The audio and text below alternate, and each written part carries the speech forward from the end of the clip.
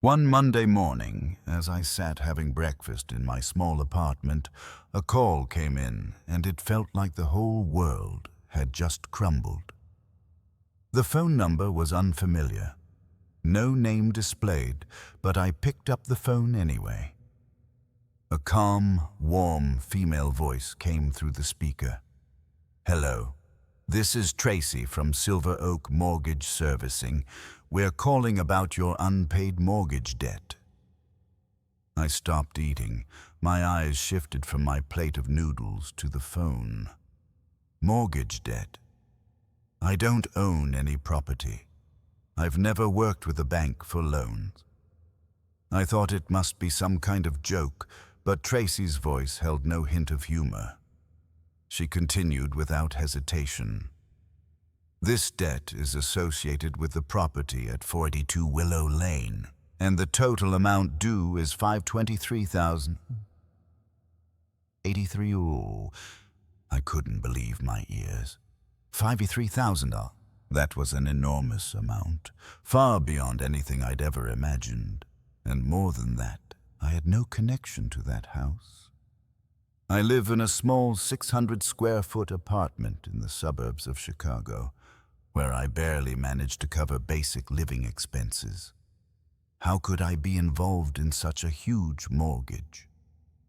"Tracy, I don't understand this," I said, trying to remain calm, but my mind was completely chaotic. "I don't own this house, and I've never signed any loan papers." Tracy didn't hesitate. She asked for more.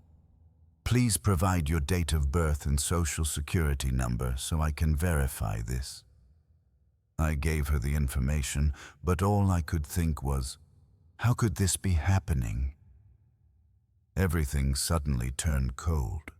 A chill ran down my spine. Not only was I being saddled with a huge debt I knew nothing about, but I could also lose everything I had worked so hard to build. I couldn't just let this go. But I needed to know who was behind this and why it was happening to me. I hung up and immediately called my dad. Surely this was a big misunderstanding. Or maybe it was worse than I thought. I'm James Walker, a regular man in my 30s, living in a small apartment on the outskirts of Chicago. What people call a stable life, but in reality, I'm just a man working hard to make ends meet.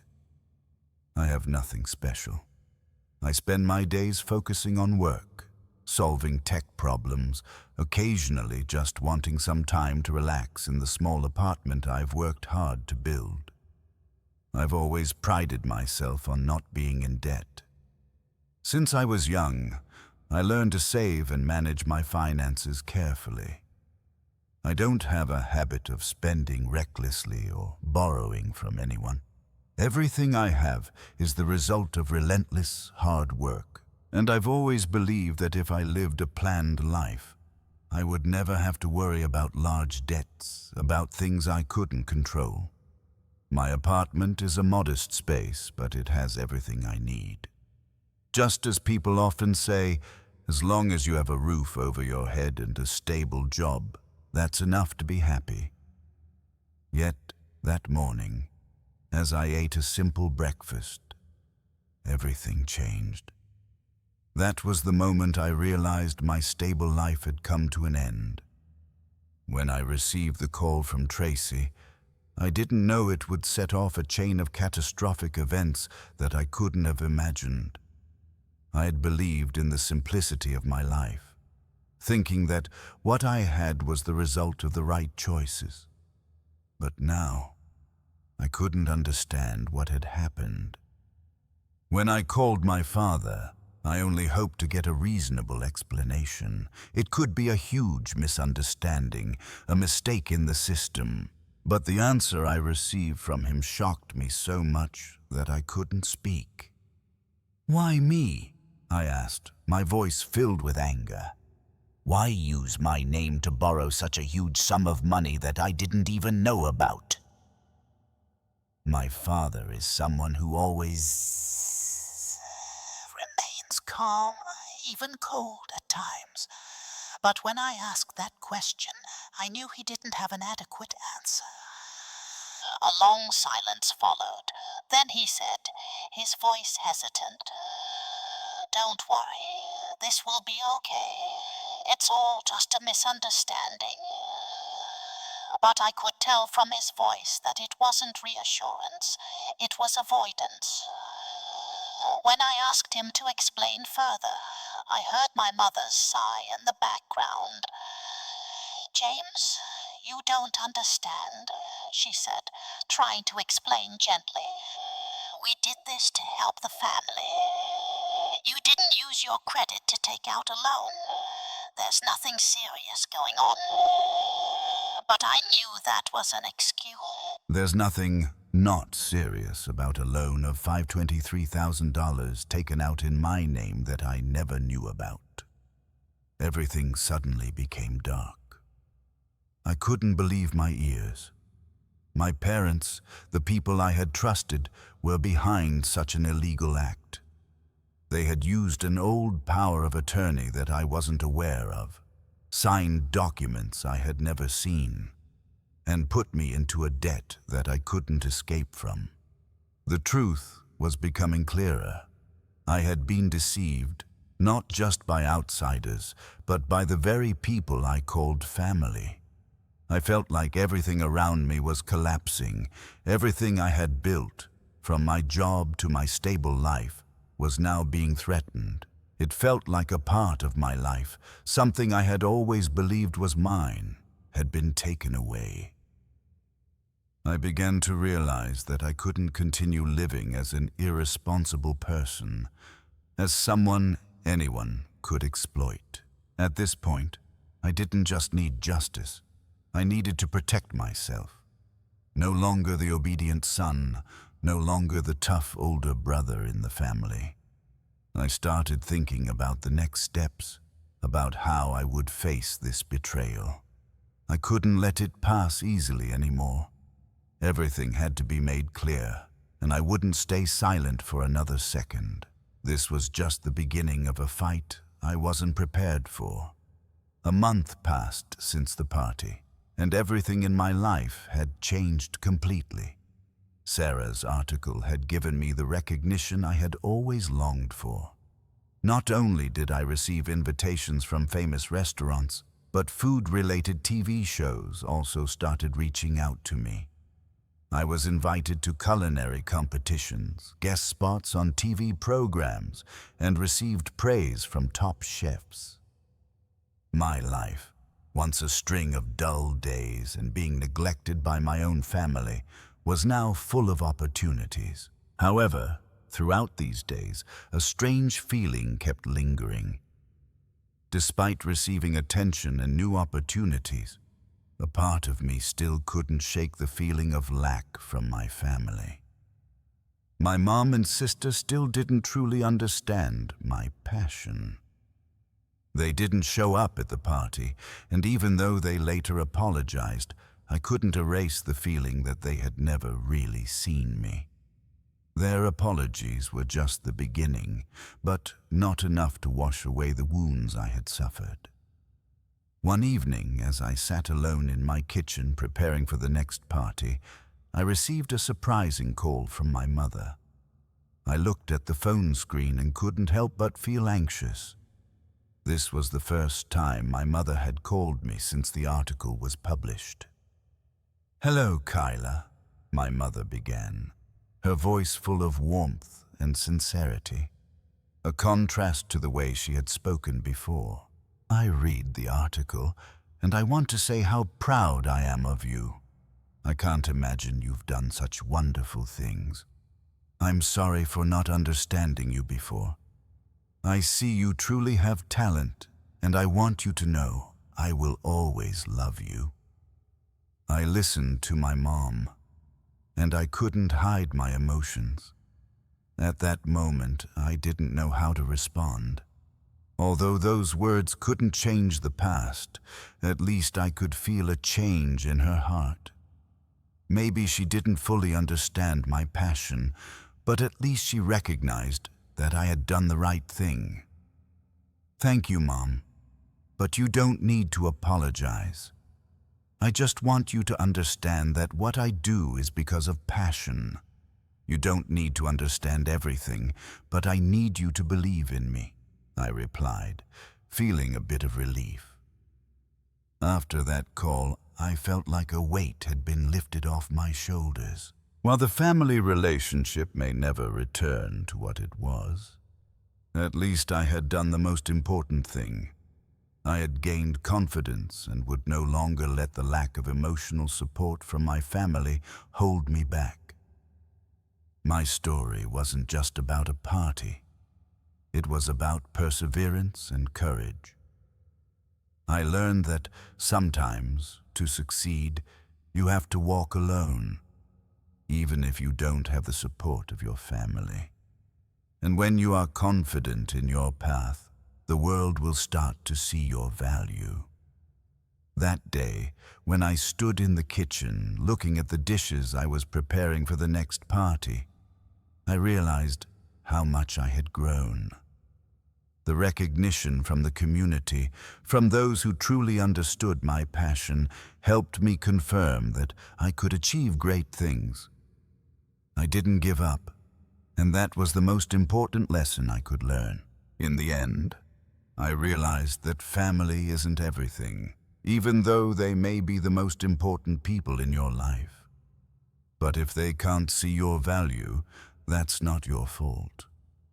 You have the right to stand up and prove yourself for yourself. The life lesson I gained is to never give up on your passion, to never let words or criticism stop you from pursuing your dreams. Even if you have to walk alone, I know I will always have the strength to keep going, and for me, that's the true success. That day, as I drove to the house I had never stepped into, my heart was pounding in my chest. I had mentally prepared for this confrontation, but I couldn't shake the feeling of anxiety. I hadn't notified my family, hadn't sent any messages. There was only one reason for this. I didn't want to give them a chance to prepare. I wanted them to see me, to face the truth that I had discovered. The large house was tucked away in a quiet residential area, a little far from the city center. The house was new, modern, with large glass windows and a spacious garden. Everything looked perfect, like a symbol of success, but to me, it was a symbol of deceit and betrayal. As I stood there, outside the luxurious house, I felt like an intruder in a world of people who had deceived me. I didn't want to waste time. I walked straight to the door, not stopping for a second. A strong knock echoed, loud enough to shake everything in the house, and just as I expected, Sarah, my sister, opened the door. When she saw me, there was a brief flash of surprise on her face. But then, her smile quickly returned, a smile that I didn't recognize. It wasn't the smile of someone close, but the fake smile of someone trying to hide the truth. "Nate, is that you? Long time no see," Sarah said. Her tone seemed cheerful, but her eyes lacked sincerity. I didn't respond to her immediately. I just stood there looking at her, waiting as if I were scrutinizing her to find the truth. "This isn't a casual visit, Sarah," I said, my voice calm but decisive. "I'm here to talk about the mortgage loan I never knew about." Her face twitched slightly, but once again she smiled. "Oh, Nate, you're overreacting. It's nothing serious. We just used a bit of your credit to help the family. It's not a big deal." I couldn't help but feel the anger rising inside me. "Help the family? Sarah, you used my name to sign a loan that I knew nothing about. This isn't help. This is deceit," I said, no longer able to hold it back, because I couldn't believe she was saying these things without feeling ashamed. Sarah looked at me with some surprise, but she still wouldn't admit her mistake. Nate, you never used your credit for anything important. It was just a loan to buy a house. Everything will be fine. Don't worry. She couldn't fail to see that I was extremely angry. She swallowed and hesitated for a moment, but immediately tried to regain her composure. You don't understand.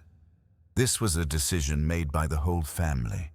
Mom and Dad have helped you a lot, and you can't be selfish like this. Her words made me want to cry out of frustration, but I knew I had to stay calm.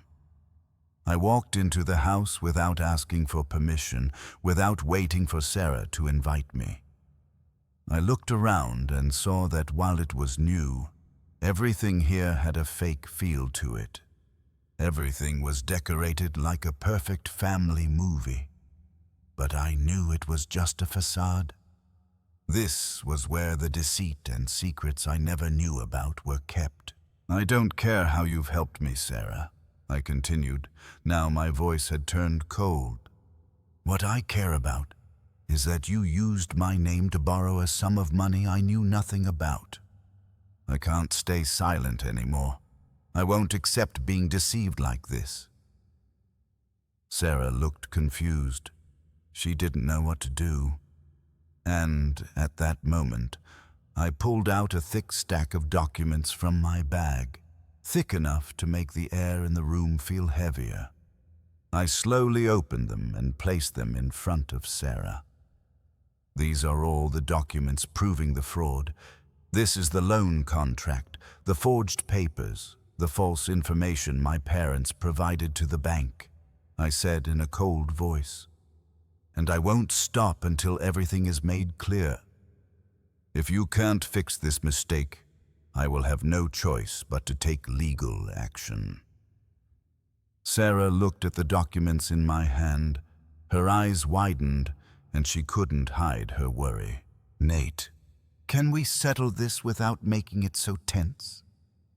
She spoke, her tone becoming softer, but it was too late to salvage the situation. At that moment, I heard footsteps from behind.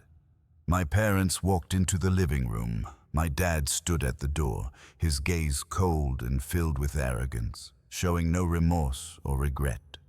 Things were becoming more tense than ever. That day, when my father walked into the room, his eyes were filled with discomfort. I immediately realized that he didn't feel any remorse.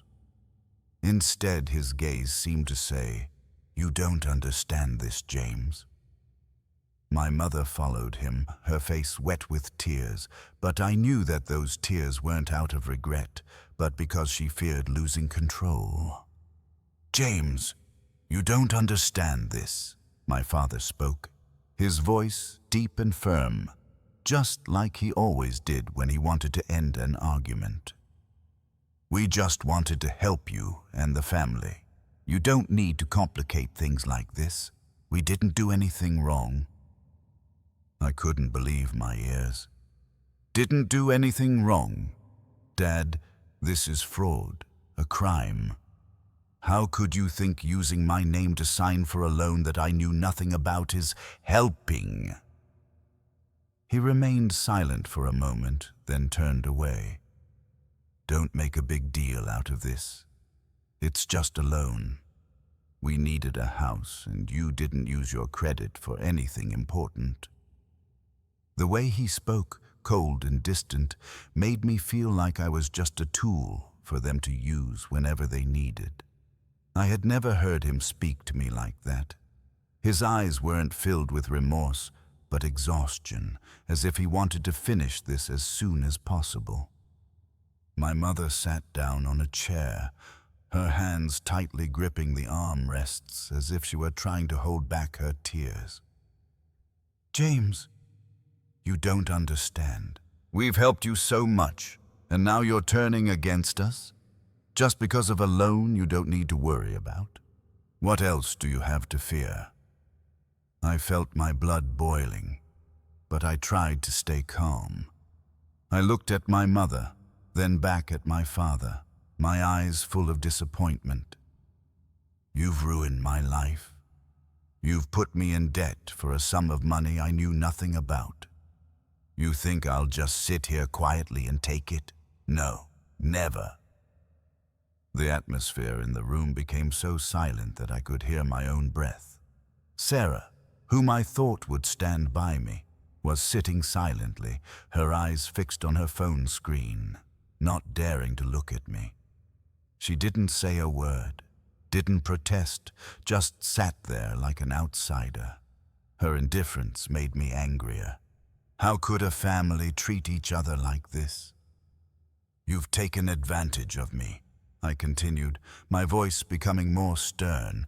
"We are not friends. You've used my rights to do things I never agreed to. Not just once, but many times, you've taken advantage of my trust." Again, no one in my family reacted. My mother just sighed, as if there were no more words to say. My father stood there, silent, but I could feel the anger in his eyes. He didn't regret anything. He didn't think he did anything wrong. "James, you don't need to make such a fuss. This won't be an issue. Everything will be settled, and you don't need to worry so much." My mother spoke, her voice weak, but I could clearly see that she was trying to ease the tension. I shook my head, unable to believe what she had just said. "It's not going to be that easy, Mom.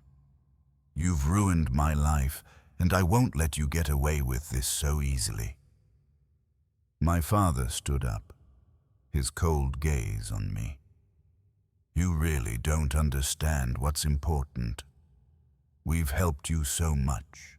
Don't talk like you're the victim in this." My mother sighed, and it seemed like she didn't want to say anything more. I stood there, in the middle of the room filled with tension, knowing that this battle was only just beginning. My family may not admit their mistakes, but I won't back down. I'll do everything to seek justice, whether I have to face them or not. And when I walk out the door, I know that I won't return to them until I can change everything. I turned back to look at Sarah one last time. She didn't say anything, but I knew that I wouldn't let her escape from this deceit.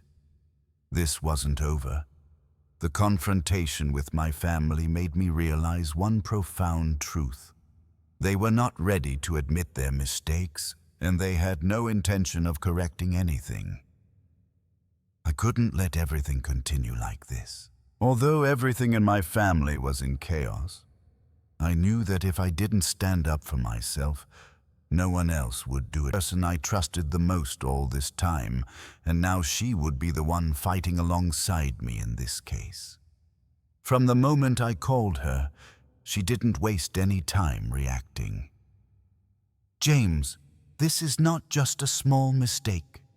This is organized fraud, and if you want to fight, I'll stand by you," she said, her voice firm. I felt the support from her, but I also knew this would be a tough battle. We began gathering all the necessary documents, copies of the loan papers, forged documents, and evidence showing that my parents had abused their power to sign for the loan that I had no knowledge of. The more I looked at those documents, the more I was stunned by the level of deceit my family had dragged me into. But I couldn't just leave things like this. I couldn't let them destroy my life again. The first step in my plan was to bring everything to light in front of my family.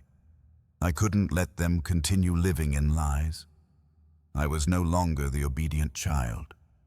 I was a grown man, and I would do everything to protect myself. We started taking legal steps, and as soon as we sent the request to the bank asking them to investigate the loan, I knew my parents would have to face the truth. Anymore. I had become the winner in this battle. What I was about to do next would not only change my life, but could change my family, unfamiliar with. Everything seemed to be exactly as it was the last time I was here, but the feeling inside me had completely changed. Every item, every detail in this space now only served as evidence of deception and betrayal. The leather sofa chairs, the glossy coffee tables, the expensive paintings on the walls, none of them could hide the truth that I had been deceived. This was not my house, and it was certainly not the home I had imagined. It was the place that harbored the betrayal of the very people I trusted. When I walked into the room, Sarah looked up, glanced at me, then went back to looking at her phone. "Oh, Nate, what are you doing here? Would you like something to drink?" A thick stack of documents. I set them down in front of her. "This is not a social visit, Sarah. I'm here to address a serious matter," I said, not hiding the determination in my voice. "I can't remain silent any longer.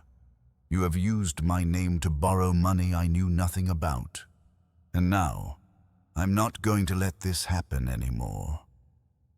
Sarah seemed shocked, but she didn't speak immediately. Sarah shuddered slightly, but she quickly regained her composure. "I was just a loan." She tried to explain in a soft voice, but I couldn't see irresponsibility. Sarah still said nothing, just continuing to look at the documents. I knew she was trying to defend herself, but the evidence I had was too clear. There was no way she could deny it. "This is not just a loan, Sarah. This is a crime. You exploited me and ruined my life," I continued, my voice steady. My father, with his usual stern look, gazed at me coldly. My mother, with a sad expression on her face, silently stood beside him. They didn't speak immediately, but I knew they felt the seriousness of the situation. "We've already said this, James," my father spoke, his voice full of determination. "Don't make a big deal out of this. Everything will be fine. You don't need to make a fuss about it." He tried to maintain calm, but I could clearly see the worry in his eyes. "You can't say that anymore, Dad," I replied, my voice firmer than ever. "You can't keep deceiving me and saying that everything will be fine. I won't let this happen." The atmosphere in the room had become so tense that I could feel every breath I took. I wasn't just standing in front of my parents anymore. I was standing in front of the truth I had uncovered. This wasn't just an ordinary confrontation. This was a battle to regain my rights, my dignity, and my freedom. I had no choice but to face my family. And I knew that no matter what, I wouldn't stop until everything was made clear. Now, I was no longer just a son in the family. I was the victor in this battle, and I would not let anyone, whether it was my parents or my sister, push me into the darkness again. The atmosphere in the living room became heavy, as if time had stopped. Sarah still sat there, her gaze fleetingly panicking when she glanced at the documents in front of her. My father stood with his arms crossed in front of his chest, his eyes full of discontent, as if I were doing something futile. My mother dared not say a word, still standing silently, clutching her purse, her eyes staring at the floor as if she didn't want to face the truth. But I knew I couldn't back down. It was time. I could no longer continue living in this lie. I began speaking with determination, but also coldly. "You can't keep deceiving me. I've uncovered everything. All the documents, all the loans, they are all fake. You've used my name without asking me. Do you think I don't know? Do you think I will stay silent and let everything pass by?" Sarah swallowed hard, seemingly trying to stay calm, She didn't respond immediately, just quietly looking at me. My words seemed to pierce her, making her begin to sense the seriousness of the situation, but I didn't stop. Your whole family has exploited me, taken everything I worked hard for. I won't accept this anymore. She opened her mouth, about to defend herself, but I cut her off. Sarah, you can't say this is just a family matter anymore. You were wrong, and you must take responsibility. The indifference she had shown for so long could no longer hide the fear. She looked down, unable to meet my eyes. I knew she was aware of what she had done, and now it was time for her to face the consequences. My father stood in silence for a long moment without speaking. Then he sighed, and I could see the determination in his eyes. James, we don't need to make this a big deal. Yes, there was a mistake, but there's no need to escalate it like this. You don't need to make a fuss. Everything will be fine. His voice remained cold, with no remorse. I couldn't bear that irresponsibility. Things aren't that simple, Dad. This isn't something that can be solved with just an apology. This is deception. It's fraud, and I won't let this go by as a misunderstanding. I looked him straight in the eyes, my voice colder than ever. We can't keep living in a lie. You've deceived me, and I won't let you escape the consequences. My mother began to cry, tears falling one by one. But I knew those tears were not of remorse. It was fear. She feared that everything she had built would fall apart. Son, you don't understand. We did it because we wanted to help you. We did it because we thought you didn't need your credit. My voice had become bitter. That's not helping, Mom. That's exploiting. You've made me responsible for a debt I never wanted. I paused for a moment, letting my words sink in. Now I'm no longer the obedient child you could control. I won't let you pull me into a life of lies and destroy everything I've built. Sarah finally stood up, her eyes red, but without an apology. She only looked at me, her gaze filled with confusion and fear. I didn't know it would get this bad, she stammered. Well, now you know, Sarah, I said, my voice as firm as steel. I can't forgive you, not because I don't want to, but because you never gave me a chance to forgive. You've taken everything I had. Now it's my turn to take it back. The room went silent, so quiet I could hear my own heartbeat. No one said another word. My mother, though still crying, had no words of defense. My father kept his resolute attitude, but I knew he could no longer control everything as before. I looked at Sarah one last time, my gaze now devoid of any affection. You will have to take responsibility for what you've done, and I won't let you destroy my life again. As I turned to leave, without a word of farewell, I felt that a new life was opening before me. A life where I was no longer the victim, but the victor. 3 days after the intense confrontation at my parents' house, I hadn't received any calls from my family. They didn't try to reach out, and I didn't expect them to. They had their chance to admit their mistakes, to apologize and resolve everything, but they didn't. I no longer needed any explanations or apologies from them. Instead, I focused on what I could do next to protect my rights. Since I decided not to overlook this deception, I have been working relentlessly with Jenna, my trusted lawyer friend. She helped me prepare all the necessary documents to clarify the situation. The documents regarding the fraudulent loan, forged signatures, and all the evidence proving that my parents had used my name without my consent were neatly and clearly organized. We sent an official request to the bank, asking them to review all the transactions related to the loan. It wasn't easy to convince such a large financial institution to follow the truth. But I'm not one to give up, and neither is Jenna. We filed complaints, attached the evidence, and requested the bank to conduct an investigation. As soon as they received this request, the bank had to take action. A week later, I received a surprise call from a representative of the bank. Their voice was serious and unmistakable. "Hello, James. I'm a representative from Silver Oak Mortgage. We've received your investigation request, and we've started reviewing the loan file you mentioned. We've discovered some discrepancies with our lending procedures.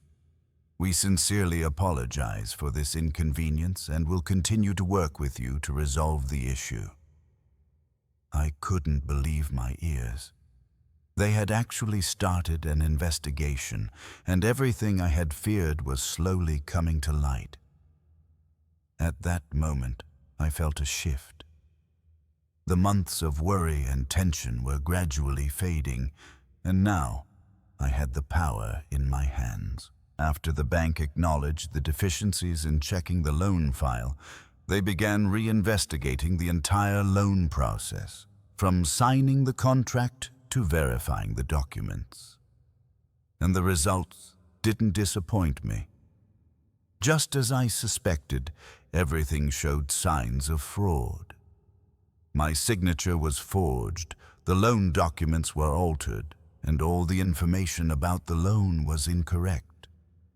When the bank presented the results of the investigation, I felt like the burden I had been carrying for so long had been lifted. They required my family to be held accountable for the mistakes and fraudulent actions during the loan process. And as I expected, the loan was removed from my record. I was no longer responsible for that debt. I had won. But that wasn't all. In a subsequent meeting with the bank, they offered a fair solution: compensation for the credit and emotional losses I had suffered. This was a sum of money I never thought I would receive, but I knew it was their way of compensating for their mistakes. Not only did this help me stabilize my financial situation, but it also confirmed that I had fought for my rights and would not let anyone harm me again. I also didn't forget to thank Jenna, the lawyer who had been unwavering in her support throughout this journey. She had not only been a companion, but also the one who helped me reclaim the freedom I had lost. With her help, I had not only gotten justice, but also the respect I truly deserved. When I stepped out of the lawyer's office and looked outside, I felt like I had just overcome a great battle. Not just because I won the case, but because I had regained my life. I no longer had to live in the shadow of my family, no longer had to endure lies and deceit. I am the one who decides my life, and I will never let anyone else determine it for me again. That day, I no longer looked back at the past with regret or sadness. Instead, I looked forward to a new life where I was free and in control of every decision I made. This lawsuit may have ended, but for me, it was the beginning of a new chapter in my life. Several weeks after winning the legal battle, I still couldn't fully shake off the heavy feeling when thinking about what had happened. But then, I realized that everything had changed. My life had turned a new page, not because of the money or compensation I received, but because I had regained my respect and control over my life. I was no longer a child in a family that remained silent and endured, but a man who knows how to stand up for himself and what he believes in. I didn't just win the lawsuit, I won against myself. The battle wasn't about money or compensation. It was about recognizing my own value. When you are betrayed, when you are exploited, you shouldn't let yourself fall into despair or fear. You may feel helpless in that moment, but the important thing is that you find a way to stand up and take back control of your life. This is the big lesson I want to share with those who are facing difficulties in life. Never think that you don't have the right to seek justice. No matter who you are, no matter how tough the circumstances are, you can still fight and protect your rights. Remember, silence is never the solution when facing injustice. Don't let fear or disappointment bring you down. Stand up and fight for what is right. And for those who are in a situation like mine, where family or friends may exploit you, I want to say no one has the right to take away your autonomy. No one has the right to make you feel small or worthless. You have value, and you deserve a life that is free from control and exploitation. After everything ended, I didn't receive an apology from my parents or Sarah, but I no longer expected that.